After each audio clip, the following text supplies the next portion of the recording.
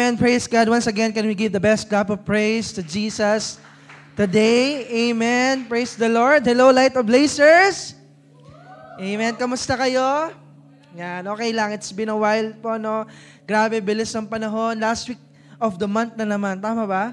Last week of April. And next week, May na. May na. No? Bisa pa na. Nakapagbakasyon na ba lahat? Hindi pa. Nakapagdagat na ba lahat? Hindi pa. Malapit na kasi sa youth camp, ano yan, dagat yan, na makakaligo na kayong lahat. So, grabe, sobrang init, no? Sino dito masaya kasi canceled yung canceled yung face-to-face classes natin. Di ba? Sana all. Kami, dati nagtitiis kami sa init ng araw. Ngayon, canceled ang mga klase natin. Pero parang kahit saan naman tayo pumunta, sobrang init talaga. Tama? Pero salamat sa katabi mo. Dapat nasa SM yan. No, nagpapalamig kasi mainit. Pero pumunta yan dito at inuna si Lord. Pero palakpakan mo yung katabi mo sa hapon na ito. Amen. So this afternoon, let's really focus kasi maganda itong pag-uusapan po natin. And nasa series pa rin tayo ng buwan na ito that able to accelerate. And for the past weeks, we have been receiving word, and messages pagdating po sa acceleration. And last week lang, Coach Angeline shared with us one of the keys for us to accelerate, and that is to have the spirit of excellence. Di ba? Kailangan po natin to really accelerate, makaabante tayo, we need to have the spirit of excellence. And sino dito, you really allowed the Lord to search your heart. Amen. At sinuko mo na lahat sa Panginoon. Pero today, kasi today, after tayo ready po ng Panginoon, sino mag-agree? Sa lahat ng pinag-usapan po natin from the first week until the last week, it has prepared us how we position ourselves to accelerate. Ni-ready tayo from the first day, spiritual acceleration hanggang last week, hinahanda po tayo. And what I have learned is that malaki po ang kahalagahan ng revival sa positioning. Sino mag-agree? Natutunan ko po na bago tayo makaabante, hindi ka makakapag-accelerate if hindi maayos yung position mo. Now, if you don't position yourself well, kasi nga parang sasakyan lang yan. Lagi natin in-example kasi when we say acceleration, it's like, kumbaga, parang isang sasakyan lang yan. No? Kasi tama ba, sino dito nakasakay na sa sasakyan nakakalag-kalag? No? Nakasakay na ba kayong gano'n sa jeep na sobrang tagal na and minsan sobrang bagal lang umandar? Nakasakay na ba kayo ng jeep dito? Dito sa Santo Niño, maraming jeep ang kakalag-kalag na. And sobrang, minsan ba, ang bagal na. Minsan malilate ka na sa school, sa trabaho, yung jeep parang konti na lang, susuko na siya. Parang gusto mo, ikaw na yung tumulak sa jeep, parang, sige na, kuya, bumaba ka, tutulok na lang namin yung jeep. Di ba? Or minsan, sino dito naranasan ng masiraan ng sasakyan? No? Or wala namang sasakyan. Kasi di naman naranasan nyo kung wala kayong sasakyan, di ba? Ang hassle, kailangan mo pang tumawag para mag-ayos. So same thing din po sa atin, kahit anong ganda ng posisyon mo, pero kung may hindi pa naayos po sa atin, hindi ka makakaabante. Walang acceleration po sa buhay natin. So before we position ourselves, bago muli tayong bumalik po sa Panginoon, maaari for the past months, weeks, or even years, may mga nasira po or maraming nawala sa atin. Sino dito mag-agree? I don't know personally, but may mga points sa buhay natin na akala mo okay ka, but deep inside your heart, there's something that needs to be restored.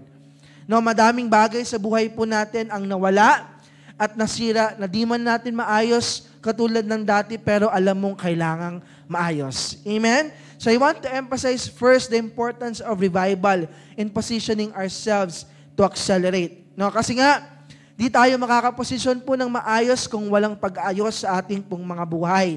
Kasi to be honest with you, kailangan muna nating ma-revive.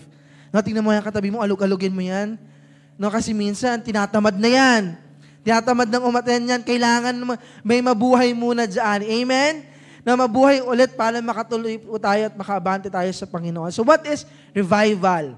When we say revival, it's not just about pag umattend tayo in a crusade meeting, there's a revival, kumbaga may ginagawang revival or at Purings. No, it's not about that. Hindi lang po ito basta gawain. Hindi lang po ito basta magkakaroon tayo ng revival night, but revival can be defined as to bring back to life. No, kasi sabi ko nga kanina, minsan may mga times nawawala po tayo sa Panginoon. Sino mag-agree? Not just physically, pero spiritually. Sino mag-agree? Minsan nawawala tayo sa Panginoon. Taas ang kamay. Sa pag-amin may paglaya. Sino dito dumating sa point na lamig tayo sa Panginoon? Na-drain tayo. Ako lang ba? Napagod, nanghina. Grabe, for the past weeks, sobrang nakakapagod. Parang gusto mo na, Lord, kunin mo na lang ako. Sino dito panalangin yun? Parang pagkahimlay mo, Lord. Parang patay ka na. Di ka na nakakaramdam. Because why? Napagod ka, napapagod ka. No? Nawalan tayo minsan ng paki sa paligid natin. Tama ba? So that's what we need. No? That's what revival means. No? A revival can also define to restore. No, anumang nawasak at nasira, kayang ibalik po ng Panginoon. It also renews our hope and confidence. Dahil sa dami ng mga nangyayari sa buhay natin, sino mag-agree, hindi mo na alam kung ano yung unahin mo. No? Revival offer hope and confidence. Ano pa? It also recover from financial depression. Sino dito dumadaan yan? Taas ang kamay. Financially depressed. No? Laging wala na lang natitira sa bulsa, sa wallet. Puro ka na lang hingi. Tingnan mo yung katabi mo, hindi yan mahilig magpalibre, hindi yan mahilig manghingi. No? So revival is also defined to rejuvenate. No? Hindi para mag-glow up ka. No? But pag-rejuvenate inside, inwardly, to be alive again. Kasi mamaya, nagpo-focus tayo, kailangan natin mag-glow up para sa Panginoon, pero nakakalimutan natin yung inward rejuvenation natin. Okay? And most importantly, revival is really a spiritual awakening. So in other words po, revival is for all of us. Lahat para sa atin po ang revival. No? Para sa taong naliligaw,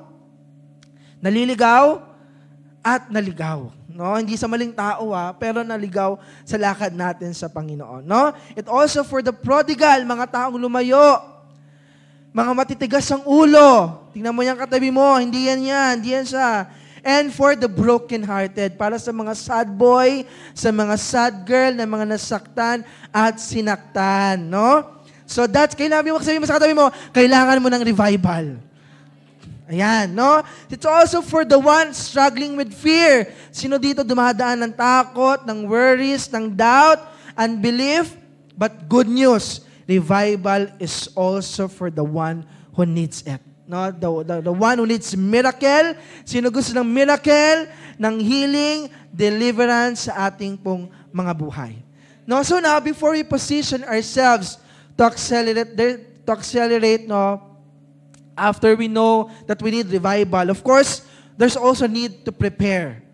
No, kailangan may preparation for the way of the Lord. Kasi sabi po sa prophet Isaiah, basahin natin, alternate tayo in Isaiah chapter 40 verses 3 to 5. Verse 3 ako muna magbabasa, sabi dyan, the voice of one crying in the wilderness, prepare the way of the Lord, make straight in the desert a highway for our God. Verse 2 kayo naman, verse 4, in 3, 2, ready, begin.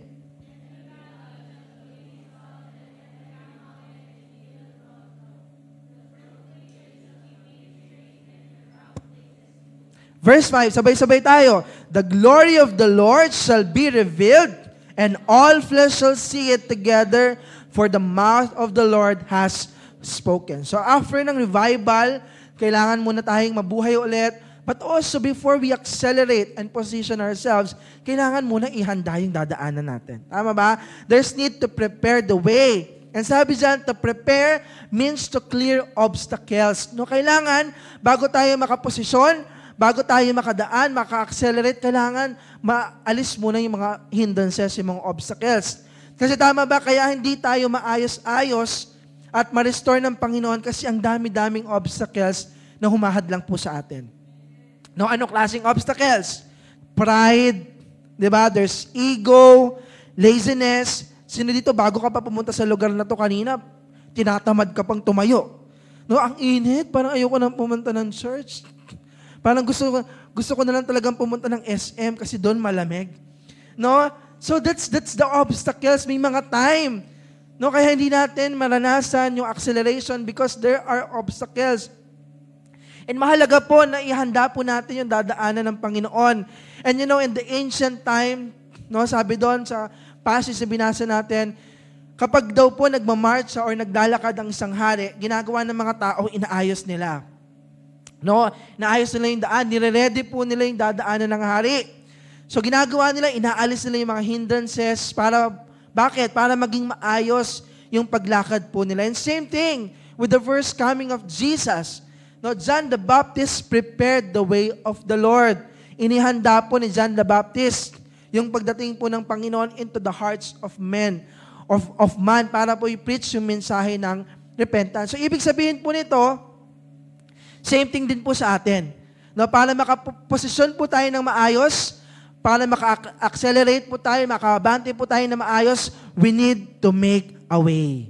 No, there will be a process. There will be a preparation. No, we need to prepare a way for the Lord. Kailangan po nating ihanda yung dadaanan ng Panginoon sa ating pong mga buhay. So now, how do we position ourselves for acceleration? Paano natin ipoposisyon yung sarili po natin para makaabante tayo? So basahin po natin. Dito po ikot yung pag-uusapan natin in Hosea chapter 10 verses 12. Sabay-sabay nating basahin with conviction. In 3, 2, 1, go! Magtanim kayo ng kabutihan para sa sarili nyo at wagas na pagmamahal ang aanihin nyo. Bungkalin nyo ang mga matitigas nyong lupa kasi panahon na para magbalik loob kay Lord. Darating siya at magpapaulan ng kabutihan sa inyo. So 3 things that we need to do. Three preparation that we need to do for us to position ourselves for acceleration. Number 1 is yung tinatawag na conditioning. No, kailangan merong pagkukondisyon. No? For us to be able to position ourselves to accelerate, we need to first condition ourselves. Parang sasali ka lang sa tournament. Sino dito sumali na ng Olympic? Taas ang kamay, sumali na ng tournament? Wala? Ano kayo? Puro ano lang kayo? Online Olympic? Sabi mo sa katabi mo, sali-sali din ng mga physical, Di ba? Kailangan natin yan. Ang kabataan, dati ako, active ako pag may Olympic, di ba? Pag sumasali ka ng tournament, di ba, sino dito? Atleta? Si Andahag. Gabi, narinig ko sumali siya ng Olympic eh. Pero hindi physical. Online Olympic, ang galing. Di ba? So, di ba, pag sumali ka ng isang contest, if you want to win, kailangan mong dumaan sa trainings. Tama? Para maging kondisyon ka, you need to have a preparation. Hindi ka lang basta susugod, andyan yung laban, track and field, hindi ka nag-ready, tapos bigla ka na lang magkikita, hindi po, tatakbo na ako, ready na ako. Wow, di ba? Na hindi ka lang basta susugod or lalaban. Kasi pag ganun, expect mo ano mangyari sa'yo. Matatalo. Di ba? Kasi bakit hindi condition yung mind mo? Hindi condition yung katawan mo. So same thing din po with positioning ourselves. Hindi pwede gusto mong umabante, gusto mo mag-accelerate, and yet, you're not conditioned spiritually. No, you really need to prepare. Kailangan handa ka. No, kailangan handa ka sa laban. Kasi mamaya, Coach Yohan, nakaposisyon na ako and ready to, pagka-accelerate sa'yo ng Panginoon, dumating yung problema, ay, ayoko na pala, balik na pala ako sa starting line. So, hindi ganon. Kailangan po natin ng preparation. So, just to give you a background, ito pong verse na ito, binasa natin si Hosea, no, he was one of the prophet na nabuhay po sa panahon ni Isaiah. No, and makikita po natin, sa binasa nating passage kanina, he has given 2 instruction. Dalawa po yung binigay niya na instruction when it comes to conditioning. Number 1, sabi niya doon, is bungkalin nyo ang matitigas na lupa. No, in Amplified Version, sabi doon, break up your uncultivated ground, for it is time to seek and search diligently for the Lord. Actually po, ang ina-address ni Hosea po dito ay yung mga Israelites. Sino nakakilala sa mga Israelites? No, yun yung ina-address na dito sa passage na to. Because why? That time, Israel was a nation of backsliders. No, yung mga anak po ng Panginoon that time ay mga tumalikod sa Kanya. And pinili niya itong mga salita na to kasi alam po ni Hosea na ito yung salitang kailangan ng mga taong ito. na madaling maiintindihan ng mga taong ito. So, nirebuke na itong mga tao na tumalikod sa Panginoon because of their idolatry at binantaan niya yung mga tao that in the end of the day, no, in the end times, the judgments ay naibibigay po sa kanila ng Panginoon. So in the New King Version, ang ginamit doon, di ko na nailagay dyan, is yung follow ground. Break up your follow ground. In the Amplified Version, break up your uncultivated ground. But in Pinoy Version na ginamit natin kanina, sabi doon, bungkalin nyo ang matitigas na lupa. No, Coach Johan, ano ba itong sinasabi mong matitigas na lupa na ito? No, pag sinabi po kasing uncultivated ground, no, o matigas na lupa, ito yung mga lupang hinukay na, no, ready na para taniman, kaso madalas napapabayaan. Sino dito nagagawin dyan sa may kamalig? Di ba yung mga malawak na lupain dyan? Di ba yung mga lupa na tumigas na napabayaan na. So, ito yung madalas hindi pa ready taniman kasi nga matigas pa yung lupa. Kaya nangyari, hinahayaan na lang siya. No? Tendency, hindi siya napapagkinabangan. So kapag gano'n, ang nangyayari sa lupa na yon, walang paglago na nangyayari, di nagiging fruitful. No, ang nangyayari yung ganitong klaseng lupa, it became soon or becomes overgrown. No, tinutubuan na ng mga tinik. 'Di ba? Nakikita natin may mga damo na and madalas lalong nagiging matigas. No, lalo sa panahon ngayon, ang bilis matuyo ng mga lupa. No, ang bilis tumigas, ang bilis tubuan ng tinik ng mga damo. So ang kailangan gawin para lumambot ulit ito is kailangan basagin. Kailangan hukayin ulit.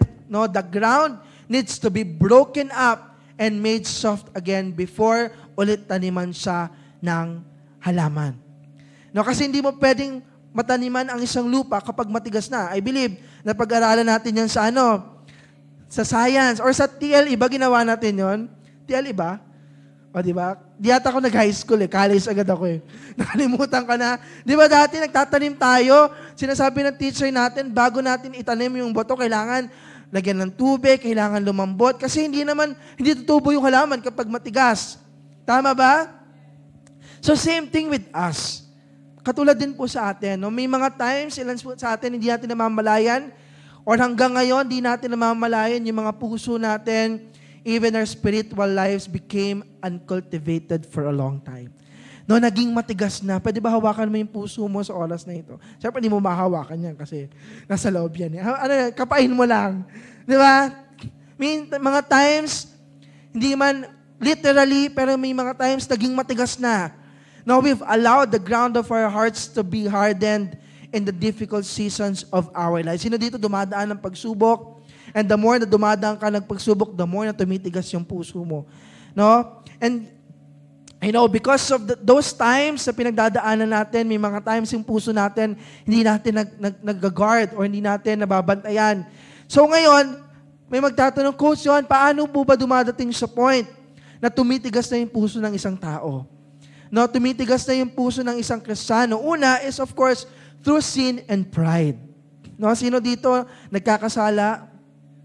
Di ba lahat naman tayo dumadating sa point, nagkakasala tayo. Sabi sa Daniel chapter 5 verse 20, sabi dyan, pero naging mayabang siya, matigas ang ulo at malupit, kaya tinanggal sa kanya ang pagiging hari at inalis ang kanyang karangalan. I tell you po, malakas makapagpatigas ng puso ang taong nagiging mayabang. Ang taong tumitigas ang ulo. Ano pa? Ano pa nakakapagpatigas ang puso? Sabi dyan, through unbelief. Hebrews chapter 3 verse 12, sabi dyan, ingat kayo mga kapatid, para wala sa inyong magkaroon ng pusong masama at hindi naniniwala, kasi yan ang maglalayo sa inyo sa Diyos na buhay. Malaki ang tendency na tumigas ang puso ng isang Kristiyano, ng isang tao kapag nawala na ng paniniwala sa Panginoon. Nawala na ng paniniwala sa ginagawa ng Diyos sa kanyang buhay. Pangatlo, through self-will and rebellion. No, Hebrews chapter 3 verse 15, kayo naman magbasa in 3, 2, 1, begin.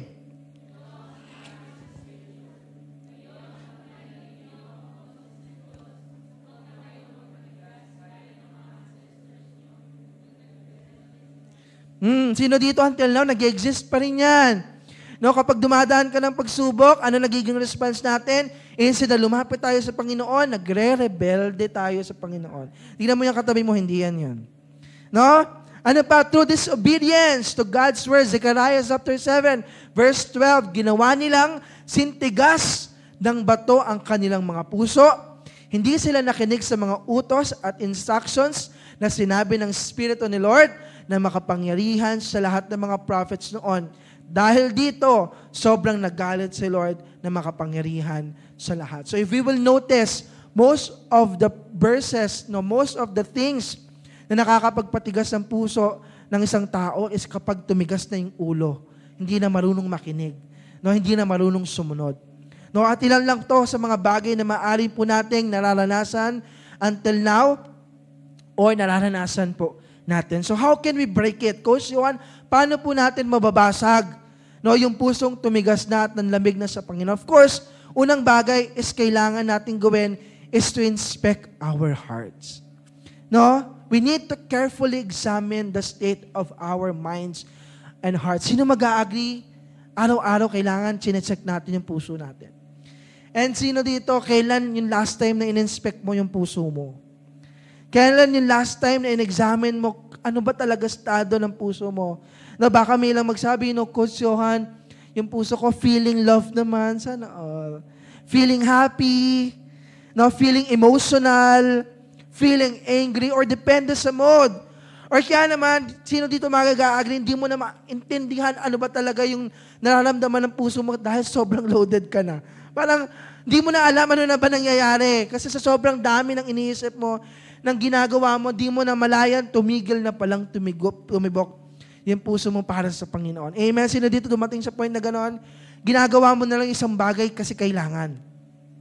Ginagawa mo na lang yung bagay kasi alam mong kapag di mo yan ginawa, walang ibang gagawa. Pero di mo na mamalayan, nag-stop na palang tumibok, iyon para sa Panginoon. Tumigil lang tumibok para sa kaluluwa. At tumigil lang tumibok at magmahal. Kasi bakit? Nasanay ka na lang. Naging usual na lang. Tumitibok ka na lang yung puso mo pero wala nang nararamdaman. So let's always check our hearts. Mahalaga po na araw-araw, examine po natin yung ating mga puso. Amen? At hindi lang basta natin na-examine, i-inspect. I-inspect po natin yung ating mga puso. Kasi kailangan na kailangan po natin yan sa ating mga buhay. And of course, hindi lang po natin kailangan i-inspect, but we must then repent from every wrong mindset and habit na meron po tayo. Sino mag-agree? Sabi ko nga kanila, lahat tayo nagkakamali. Lahat tayo nagkakasala. So every day, we must always repent into the Lord para makaposisyon po tayo ng maayos, ng tama. Then we also need to repent to the Lord. Kailangan ihanda po natin yung ating mga puso sa ating pong Panginoon. Because why? Repentance prepares the way for God's acceleration. Magsisimula lang na makapag-accelerate tayo ng maayos kapag naayos yung ating pong mga puso. Amen po ba? So ano yung una? Para kumbaga mawasak, ano man yung matigas na puso na meron tayo, sabi doon, kailangan bungkalin ang matitigas na lupa. Pangalawa is kailangan mong magtanim. Sabi mo sa katabi mo, magtanim. Sabi sa Hosea chapter 10 verse 12, balikan natin, basahin natin. In 3, 2, ready, begin.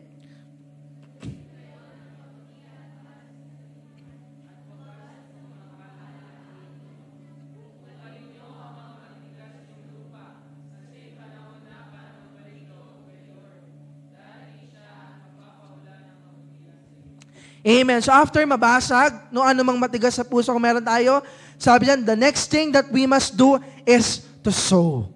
Dahil malinis na, malambot na, ready na for sowing, what we need to do is magtanim ng, sabi diyan, magtanim tayo kung ano yung dapat nating itanim for us to grow.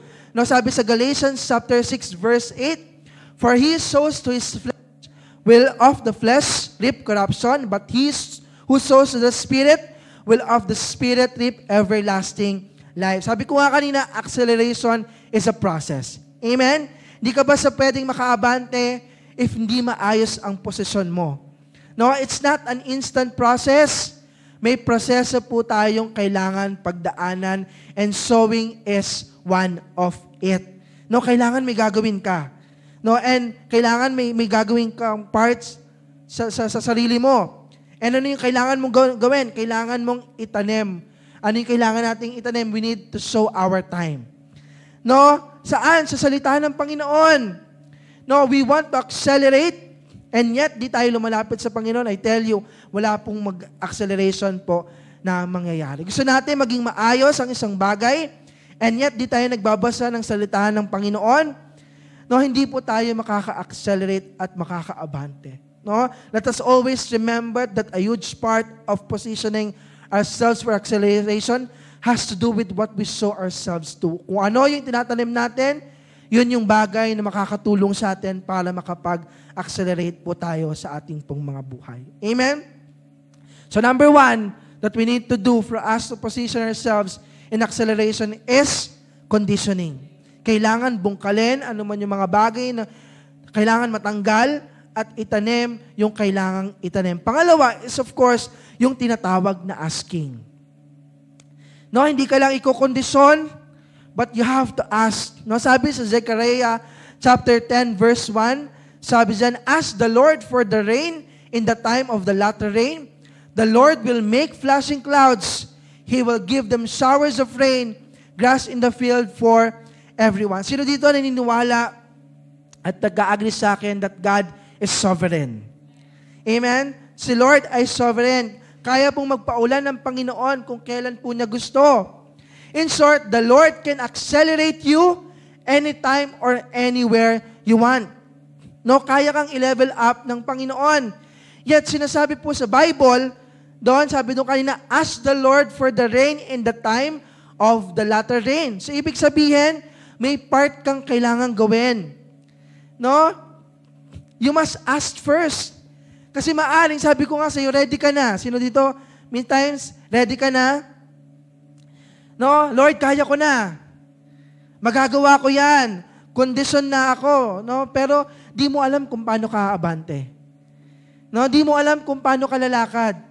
No? Ito yung nangyari kay David. Sino dito nakakilala kay David? Taas ang kamay.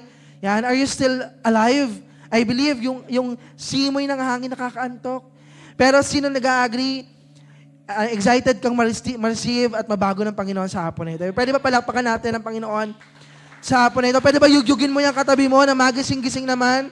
No? Kasi medyo nakakaantok talaga yung oras na ito. Pero sino nakakaalala kay David, nakakilala kay David? No, ito yung naramdaman niya eh. No, na parang napag-iiwanan siya. No ba, alam natin yung story. Parang walang pumapansin kay David kasi he was just short, young man. Ang laki ng pangarap ni David. Pero sa laki ng pangarap niya, anong wala siyang connections. No, wala siyang access to fulfill those dreams. 'Di ba? Kahit yung tatay niya, sarili ng tatay, ayaw ding maniwala sa kanya. At yung mga panahon na mag-isa siya, no, nag-aalaga siya ng tupa, yung mga kapatid na, yung mga kasama niya nandoon, nagpe-prepare to defeat Goliath. Pero sa mag-isa doon, nag-aalaga siya ng mga tupa. But you know what? God was there. God is still carrying him. And yun yung time na kinukondisyon na pala siya ni Lord. And we know what happened. Amen ba? To make the long story short, one day dumating yung time ni David, he went out to the field and defeated Goliath. No? Dumating yung time ni David, inilabas siya ng Panginoon sa field at tinalo niya lang naman si Goliath. And overnight lang, David became a national hero. No? Mula sa unknown shepherd boy to being an admired, respected leader. Tama ba dumaan ba ng mahabang panahon? Does it take time? Inabot ba ng linggo? Buwan? Taon? No. Ginawa ni Lord yon in just a fraction of time. Just a few minutes of his destiny. And you know what? Ano lang ginawa ni David? He conditioned himself and asked the Lord for the perfect time. Lord, alam kong ready na ako. Maanin na sa isip ni David, kaya ko na yan. Pero I will still wait for your right time. I will wait for your calling. Then boom! Dahil ready na siya, nakaposition na siya, then God accelerated him. So ngayon, no, Light of Blazers, this is a great reminder for us that it doesn't matter where you came from. No, hindi nakadepende sa nakaraan mo, kung ano yung past mo, maaring for the past days, for the past weeks, months or years, sino dito, puro bad breaks na lang ang natatanggap mo? No, sino dito, puro disappointments na lang ang natatanggap mo, but always remember that God is preparing you for your breakthrough. No, parang arrow and bow lang yan eh. Sino dito nakapaglaro na ng archery? Wala pa? Si Andaha? O, mamaya mag-archery tayo. Praise God. Na joke lang. Sino dito nakahawak na ng bow and arrow? Diba? Sa napapanood natin, the more you pull the arrow sa likod, diba? The more that you're preparing, the more na mas malayo yung mapupuntahan kapag binitawan mo. Tama? Pero kapag malamya, pag ganyan lang yung ano mo, pag ganyan lang yung hatak mo, di mo nalagyan ng pressure, di mo nalagyan ng tension, pag binitawan mo, saan lang mapupunta yun? Sa harapan mo lang. Tama ba? So maaari yun yung nararanasan mo ngayon. Na maaari, God is just pulling you back. No, hinahatak ka ni Lord patalikod. Hindi para pahirapan ka. Kasi wala namang magandang mangyayari sa future mo, but God has allowed you to be pulled back because He is about to shoot you further than you can imagine. No, inihahanda ka lang pala ni Lord for much bigger than you realize. Kagaya ni David, no, feeling mo ngayon na pag-iwanan ka na. No, dahil sa discouragements, disappointments, no, di mo alam kung makakaabante ka pa. But I want to encourage and tell you that God is just preparing you. Now, God is just positioning you to the right place. So when the time comes, God can accelerate you and put you in the place where God is calling you. No, and that place will be the place where God will open doors, will open opportunities. Sino dito gusto nun a place for your breakthrough and a place for your answered prayers? Amen? All you have to do is to ask the Lord, Lord, when is the right time to accelerate? No, ask the Lord persistently. Because why? Persistent prayer draws you into the presence and power of God. Pwede mo palakpakan natin ang Panginoon sa hapon po na ito. And last, pangatlo, mabilis na lang, tapos na ako. Ano yung una, for us to position ourselves to accelerate is tinatawag na in conditioning. Kailangan may mabasag muna. Kailangan may matibag muna. Kailangan may bungkalin, maalis, at mataniman kung ano yung panawagan sa atin ng Panginoon. And pangalawa, hindi lang kailangan ikukondisyon yung sarili natin, but you need to ask the Lord, Lord, when is the right time to accelerate? And that is asking. And pangatlo, and the last is receiving. No? If we want to position ourselves to accelerate, we need to receive from the Lord. Sabi nga sa Hosea chapter 10 verse 12, pwede ba basahin ulit natin? In 3, 2, ready, begin. Break up your uncultivated ground, for it is time to seek and search diligently for the Lord and to long for His blessing until He comes to rain righteousness and His gift of salvation on you. You know, the Lord is coming with a gift. Sino mag-agree? Lahat tayo binigyan ng Panginoon ng regalo at bibigyan ng Panginoon ng regalo. But a gift, sabi ko nga, it cannot be earned. Regalo nga eh, hindi mo na kailangan pagtrabahuhan. Hindi mo na kailangan paghirapan. Kasi ang regalo binibigay ng kusa. It can only be received. So maybe today, like the Blazers, we have been conditioning ourselves and asking for acceleration from God. But if our hearts are not open to receive, we might miss it. No? Ask tayo ng kay Lord na, Lord, I want to accelerate sa lahat ng ginagawa ko. Lord, I want to position myself so that I can accelerate doon sa panawagan mo. And yet, tanong tayo ng tanong kay Lord, hindi naman open yung puso natin na tumanggap, wala ring mangyayari. Mamimiss natin every Sunday yung acceleration if una pa lang hindi na bukas yung puso natin. Amen? Revival may not always look like what we are used to. No, wala lang din saysay. Yung preaching na tinatanggap natin every week if our hearts are not really open sa Panginoon. Walang mangyayari, matatapon lang, masasayang lang yung pine-prepare every week na salita if yung puso natin ang tigas-tigas pa rin sa Panginoon. Yung puso natin ang layo-layo pa rin sa Panginoon. So what's the best way that we can do today? How should we position ourselves to receive, to accelerate? Wala nang iba. Be open. No, sabi sa Psalms 81:10, hindi ko nalagay dyan, but sabi doon, open your mouth wide and I will fill it. No, God, fresh moves may come in the form of wind, fire, or rain. But sabi doon, for us to move forward and accelerate, we must always have a heart that is willing to receive and open sa presensya po ng Panginoon. Sino sa hapon na ito, excited na pumosisyon sa gagawin ng Panginoon sa buhay niya? Amen? Sino dito excited na mag-level up? Taas ang kamay. Sino dito excited na makita yung ginagawa ng Panginoon sa kanyang buhay? You excel in your studies. Taas ang kamay. You excel in your work, in the ministry, and then all you have to do is to open your hearts at hayaan mo si Lord na wasakin ang yung mga bagay, obstacles na nagpapahirap sa atin. Amen? So if you're excited this afternoon, I just want to invite everyone to stand up. Tatayo tayo sa hapon na ito and we will allow God to come into our hearts.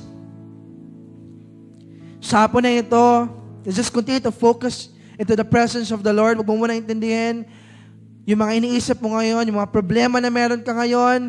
You can set aside it. Or the people around you, huwag mo munang isipin yan. Mamaya na kayo mag-usap. It's really between you and the Lord today. So right now, I just want to invite everyone to close our eyes. Pikit natin yung mga mata natin. Let's bow down our heads and let us focus into the presence of God right now. I believe sa hapon na ito, nauna na ang presensya ng Panginoon sa lugar na ito. And right now, we continue to allow the presence of God in this place. Lord, anumang hindrances sa hapon na ito, anumang tangka ng kaaway, Lord, I believe itong oras na ito nakakaantok. But Lord, right now, we don't allow it in the name of Jesus. Lord, we rebuke and destroy all the works of the enemies, all distractions, or all disturbances right now, all the pride, all the ego, anumang katamaran sa pangalan ni Jesus, para hindi ka namin maranasan sa oras na ito. Right now, Lord, we rebuke it and we destroy it in the name of Jesus. And Lord, we only allow at this very moment is your presence to come upon our lives. Holy Spirit, malaya kang kumilos sa aming mga buhay. Shalabahan, dalabanabas. Siyarabahan, dalabanabanabanabanaban. Come on, press into the presence of God. Focus into the presence of God right now. Lord, as we position ourselves for acceleration right now, Lord, hindi kami makakaposisyon. Hindi kami makakabante kung patuloy na nakaharang, Panginoon, yung mga obstacles, yung mga hindrances. Right now, winawasak namin sa pangalan ni Jesus. Yes, God. As we prepare your way, Lord God, in our lives, anumang tinik, Panginoon, anumang matitigas na lupa, Lord God, nilagay sa aming mga puso right now, bungkalin mo ito, Panginoon, tanggalin mo ito. Lord, anumang pride, anumang galit, anumang inis, anumang tampo right now, Lord, alisin mo ito. Anumang, Lord God, ito pumipigil sa amin, Lord God, sa daan, para hindi kami makalakad na maayos, makatakbo na paayos right now. Lord, basagin mo sa oras na ito, yes, Panginoon. God.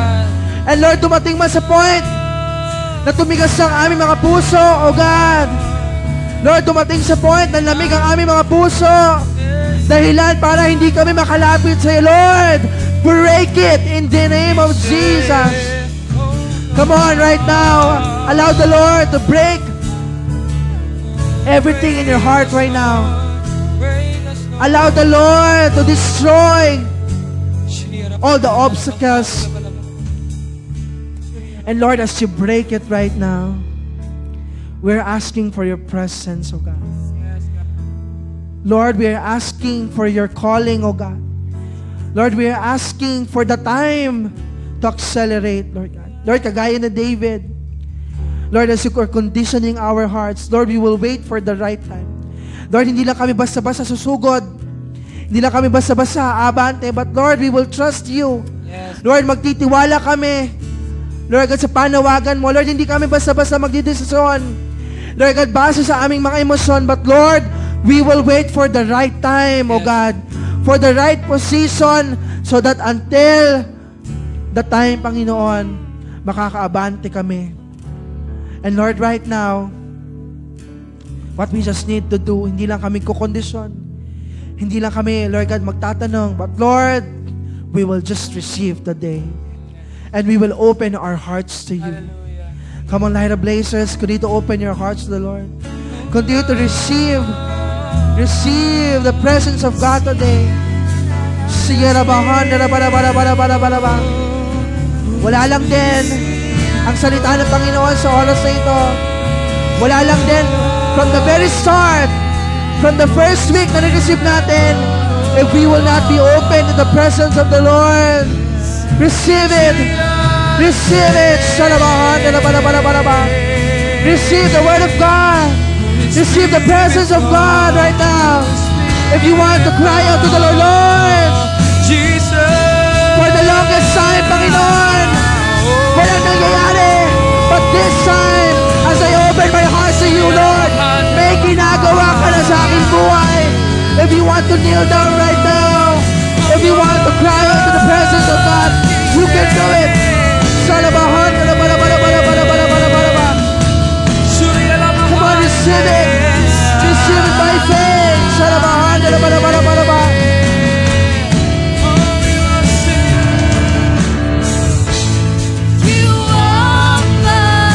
come on, salabahan, Jesus, the only reason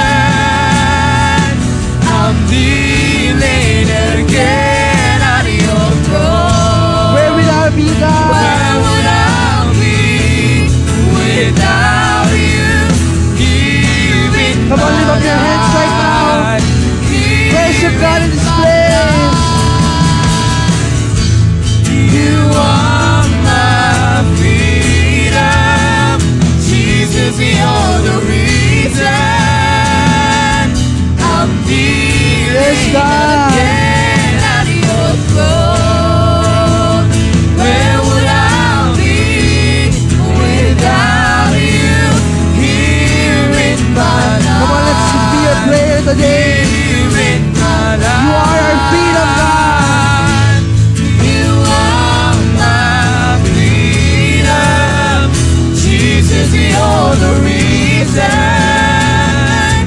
I'm kneeling again at your throne.